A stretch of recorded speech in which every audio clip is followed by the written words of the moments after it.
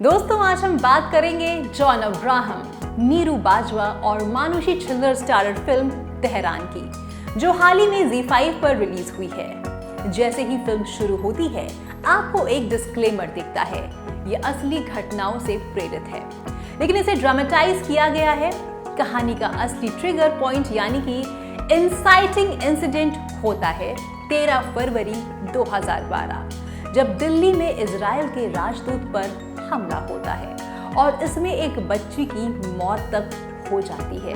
यहीं से कहानी शुरू होती है और दर्शक खींचते चले जाते हैं।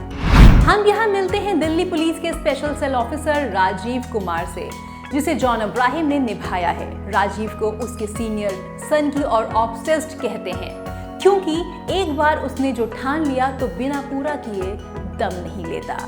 उस बच्ची की मौत राजीव को अंदर तक हिलाकर रख देती है और यहीं से शुरू होती है उसकी जर्नी गुनहगारों को पकड़ने की, चाहे सामने ईरान हो, इजराइल हो या फिर इंडिया ही क्यों ना हो, उसे धोखा दे। फिल्म का रन टाइम करीब 1 घंटा 55 मिनट है और इसकी सबसे बड़ी खूबी ये है कि इसमें कोई फालतू की सीन नहीं है। सब कुछ पॉइंट टू पॉइंट चलता है। आपको ऐसा लगता है जैसे आप वाकई किसी रियल इंटेलिजेंस मिशन का हिस्सा देख रहे हो। फिल्म में कई मौके पर ये भी देखने को मिलता है कि जब आप किरदारों को इंसानों की तरह महसूस करते हैं, जैसे राजीव का अपनी बेटी के बर्थडे पर टाइम पर पहुंचने की कोशिश, या एक और ऑफिसर का अपनी शिफ्ट के बीच तलाक के पेपर्स साइन करना, ये सब फिल्म को और भी ज्यादा रिलेटेबल बनाता है। डायलॉग्स भी कई जगह आपको हकीकत के करीब ले आते हैं। एक सीन है जहां राजीव एक महिला लैला को कहता है, HBO कम देखा करो लैला जी। ये एक लाइन भले ही कहानी को आगे ना बढ़ाए, लेकिन कहानी की असलियत में परतें जरूर जोड़ देती हैं। तो अगर फिल्म की कमियों की बात करें तो मुझे सबसे ज्यादा शिकायत इसके एक्शन सीन से रही। कई जगह डायरेक्शन और एडिटिंग में कंफ्यूजन लगता है, जैसे कोई किरदार किस दिशा से आ रहा है और किस तरफ निकल रहा है, ये क्लियर नहीं होता। यही वजह है कि क्लाइमेक्स में फिल्म थोड़ी सी कमजोर पड़ जाती है और वो असर नहीं छोड़ पाती जिसकी आप उम्मीद करते हैं। लेकिन इसके बावजूद फिल्म की राइटिंग और जॉन अब्राहम की परफॉर्मेंस इसे मजबूती देती है। जॉन पर अक्सर ये ठप्पा लगा रहता है कि वो सिर्फ बॉडी शो करने वाले किरदार निभा सकते हैं, लेकिन यहाँ उन्होंने कंट्रोल में रहकर बिना लाउड हुए अपनी एक्टिंग से इम्प्रेस कर डाला है।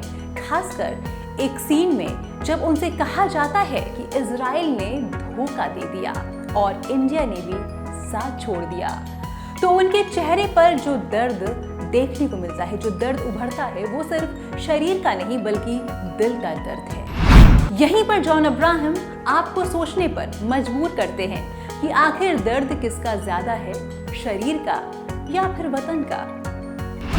बाकी कास्ट भी ठीक ठाक काम करती है। नीरू बाजवा और मानुषी छिल्लर अपनी जगह मजबूती से खड़ी रहती हैं। कुछ ईरानी एक्टर्स ने भी शानदार योगदान दिया है। अरुण गोपालन का डायरेक्शन जहां एक और रियलिस्टिक टोन बनाए रखता है, वहीं एडिटिंग और एक्शन के मामले में थोड़ी कमजोरी छोड़ देता है। कुल मिलाकर कहना गलत नहीं होगा कि तेहरान एक नो नॉनसेंस थ्रिलर है जो आपको एंगेज रखती है। ये फिल्म इंटेलिजेंस ऑफिसर्स की उस दुनिया को दिखाती है जिनका नाम ना अखबारों में छपता है और ना ही उनकी जीत पर तालियां बजती हैं, लेकिन उनकी हार पर कोई सहारा देने वाला नहीं होता। यही चीज इस फिल्म को अलग बनाती है।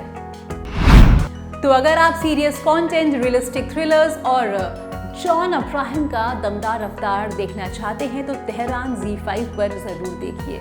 हालांकि क्लाइमेक्स थोड़ी निराशा देता है, लेकिन पूरी फिल्म की पकड़ आपको बांधे रखती है। तो जॉन अब्राहम की तेहरान को मिलते हैं 2.5 आउट ऑफ 5 स्टार्स मेरी ओर से, और ये था तेहरान का इंटरव्यू आपके लिए।